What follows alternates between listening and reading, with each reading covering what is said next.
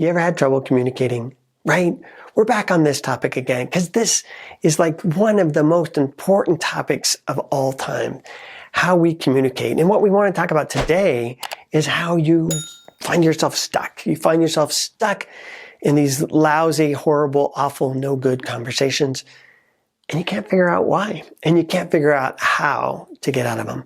Well, basically today we're going to talk about what are called the 4 C's. These are the 4 conversations in the world. There's only 4 of them. And we're going to talk about what they are and how they work, and also hopefully use them as a guideline to talk about how to respond or to comment on this website, The Gathering, as also on our forum as well.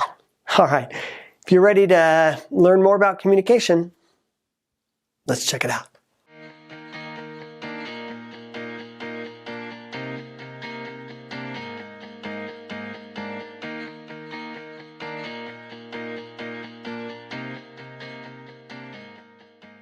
Hey, thank you so much for joining us again on The Gathering of Good People. This is where we're creating hopefully a support group to help you grow emotionally, grow relationally, and grow spiritually. As we talked about in the intro, we're going to talk about the 4 C's, or the 4 conversations. There's only 4 of them in the world. Can you believe that?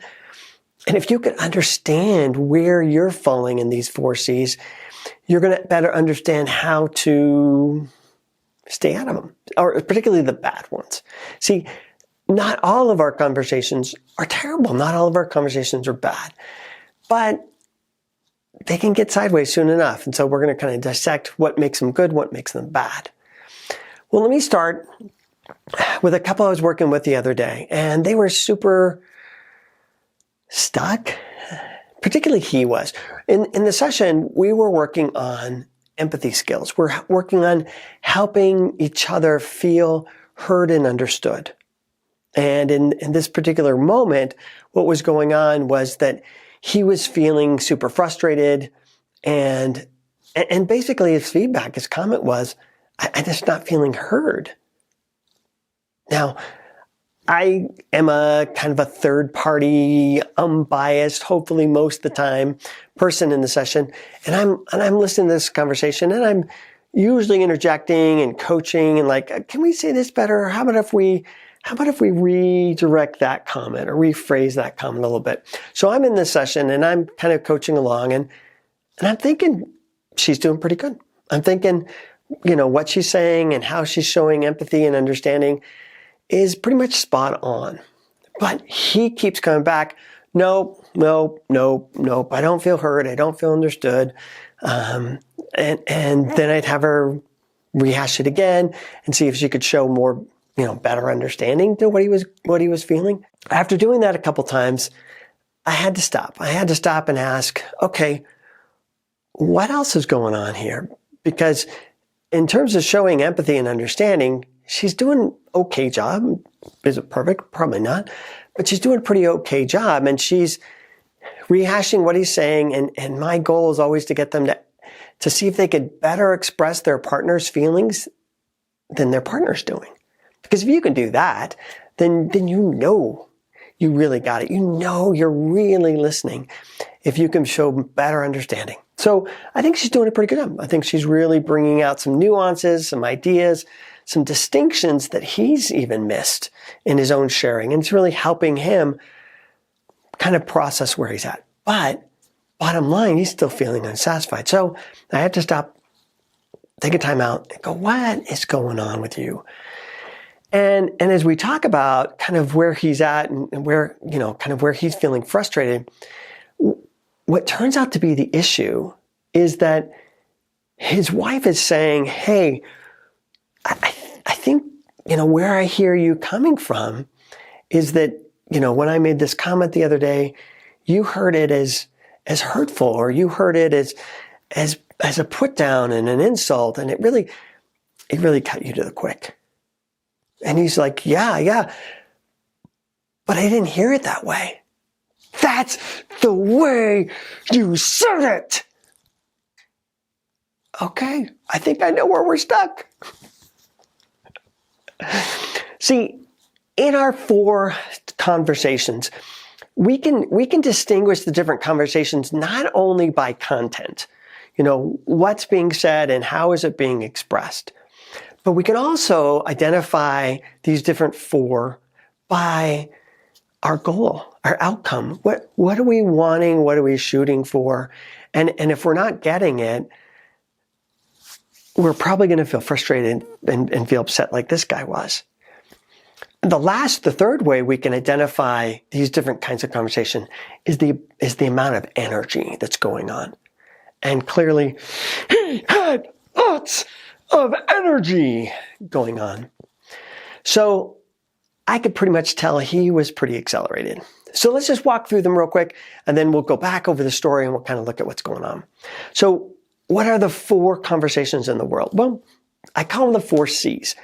The reason why I call them the 4 C's is because I've named them all with a C, and it just makes it easier for us to use that as a mnemonic device to remember. The first one is CHIT-CHAT. That's the first kind of conversation that we have with people. And in CHIT-CHAT, what is our goal? Well, in CHIT-CHAT, our goal is this really light connection, this really easy communication, and just kind of briefly talking about our day, talking about life, talking about circumstances. Nothing too heavy, nothing too big. So that's the content, and that is the energy level, as well as the goal. Energy is kind of low. I'm running maybe 1s in a scale from 1 to 10, 1 to 2. Content, really light. Goal, I just want to do kind of a superficial check-in, touch base, nothing big. Conversation number 2. This is what I think of as true and honest, heartfelt communication. True and heartfelt communication is when we share something really deep and meaningful about ourselves. We share something vulnerable. We share our feelings. We share something from our heart. That's the content. Goal? Hopefully it's to connect. Hopefully it's to bring us together, to be able to share who I am with somebody and have them be able to connect to me and better understand me, and develop a better relationship. Now, when I'm sharing things from my heart, what's my energy like? Well, it's probably going to be a little bit higher. It's not going to be super light and superficial like the chit-chat. It's going to probably be, I would say, 2s, 3s, maybe 4s. 2s and 3s. So that's what my sharing's like, or my communication. Then I move up to the next level of a conversation. The next level of the conversation is what I call correcting. And that's where I think most people get stuck. Well, I think a lot of people can share kind of what's going on, but when it goes beyond sharing, it just skips right over communication and goes right into correcting. Now, correcting, what is our objective? What is our content first, and we'll go for the objective second. What's our content? The content is focused no longer on moi, me, but it's focused on you. It's focused on what you're doing or saying, or not doing or not saying. In a correction, I am not being vulnerable and sharing hurts or pains or feelings or emotions. Instead, what I'm sharing is what I think you're doing. Instead of talking about what's wrong with me, I'm sharing about who's wrong. You. Now, as I share about what's wrong, my goal changes a little bit, right?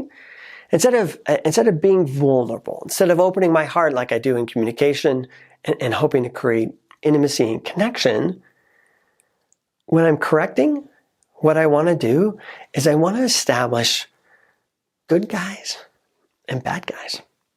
I want to establish who is right and who is wrong. And guess what? You're the wrong one and I'm the right one. So that's my goal. That's my goal in correcting is I want to do good guys and bad guys. My energy, it's going to be a little bit higher. Now it's going to be 4s, 5s, 6s. I am starting to feel really charged up. And that's where I think this guy was. He was not feeling satisfied in anything that his wife was saying, even though she was correctly reflecting, correctly empathizing with where he was and what he was feeling.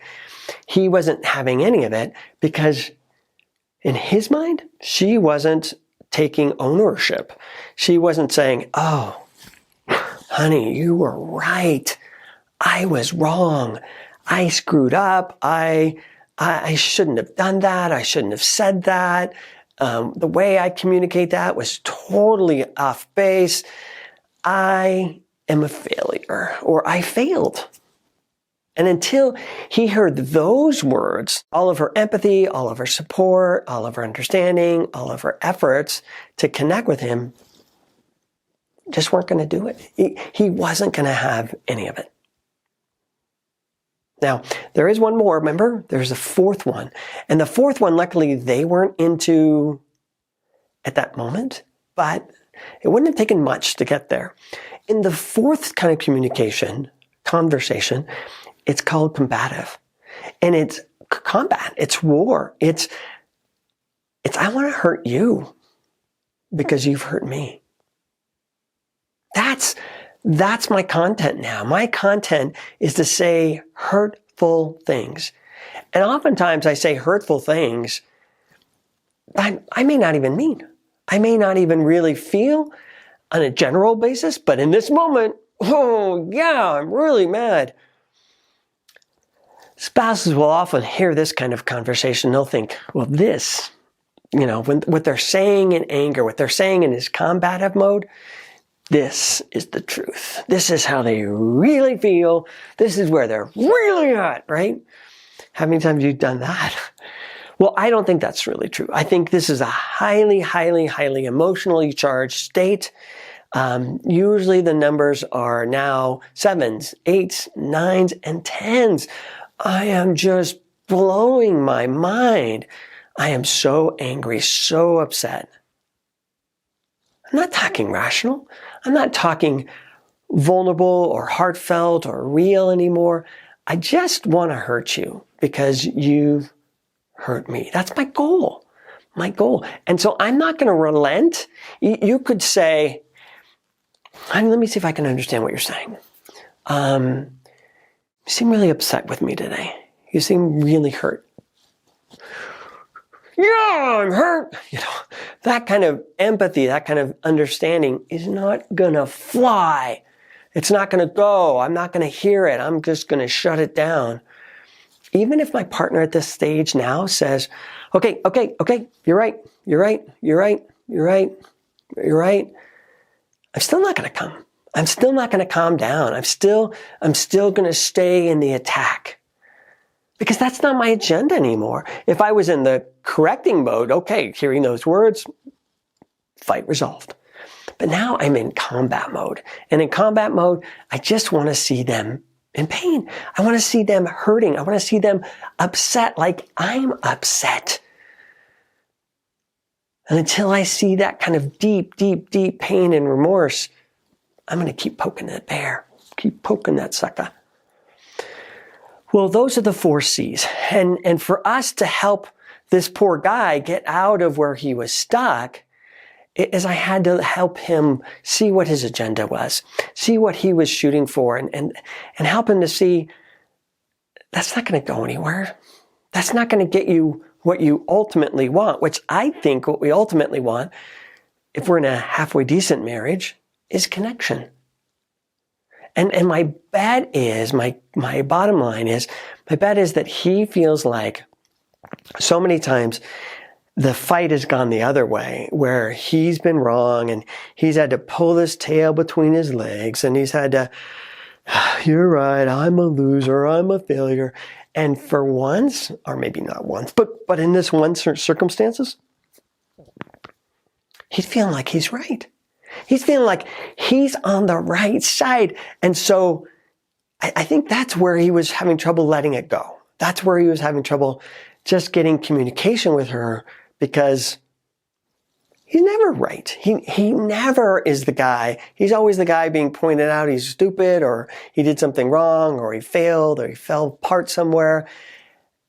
And so for once, he's in this position of power, or so he thinks it, and he's not going to drop it. He's not going to drop it until he gets her to go, yep, I screwed up this time, honey. You were right this time. How well is that going to work? So again, I dial this back and again, refocus on what is our ultimate goal. Our ultimate goal in any communication, I believe, any communication is to ultimately connect. Why do we talk to people, especially people we care about? Because we want to create a connection with them, because we want to feel close to them, because we want to feel that bond. And so I just redirect them and said, hey, let's refocus here on what you really ultimately need, which is to feel connected. And let's try it again and see if you can feel connected with her words. And I don't feel like he walked away 100% satisfied, because I think he was so habitually in that position. He had this low self-esteem. He felt terrible about himself. He always felt like he was in the wrong. And so in this one circumstance, I felt like he just really became obsessed. He became locked into that. And I don't think he walked away feeling really connected, because I don't really feel like that's what he wanted, was that connection, which is too bad. But again, you can only do what you can do. Now, marriage is a long-term process. So some of the battles we win, some of the battles we lose, but overall what we want is that continual striving for more and more connection. And I think that's what we were going for in this session, even though, did he walk away totally happy? I don't know. Now, let's bring it back to here, to this website, to this video. Hey, we got a forum on The Gathering. You make comments on these videos. I really encourage you in any format, either it's on The Gathering of Good People or wherever it may be, Facebook or wherever you may making comments. I really would encourage you from the bottom of my heart, be clear in your agenda. Be clear in what you're doing. My hope is that you are either chit-chatting with people and trying to make this nice and easy connection with people, letting people know that you care, or just trying to kind of create a superficial bond, which is fine for social media. And stay away from correcting. There's a lot of people that want to pull you into a right fight. They want to bait you into talking about good guys and bad guys, and they want you to get in with them about, who's right and who's wrong. But it goes nowhere. Don't do it. Don't go. Stay just connecting. Now, if you want to share your heart, if you want to open up and be vulnerable, I'd encourage you to do it probably more on the forum that we have at The Gathering of Good People, because that's a closed forum and it's a little safer there. It's not just general public. But if you want to do that, even in general public and social media, focus on you. Speak your truth. Speak who you are. People may not like it. People may push back because they're so conditioned to be in the right fight, and they're always in this correction mode. But stay true to who you are, because that's all we can do. All we can do is be honest and then have integrity with how we communicate. Now, I hope that was helpful. If you would, make some comments. Make some comments on this video. Get on our website as well. Make some comments there in our forums. And let's practice, because that's really going to be the key, is practice, practice, practice. You've practiced the other stuff bad forever. Let's practice this good stuff and get it into your nervous system so it becomes a part of who you are and your relationships. Again, I'm Brett, your favorite shrink, and thank you for being a part of our gathering of good people. Talk to you soon.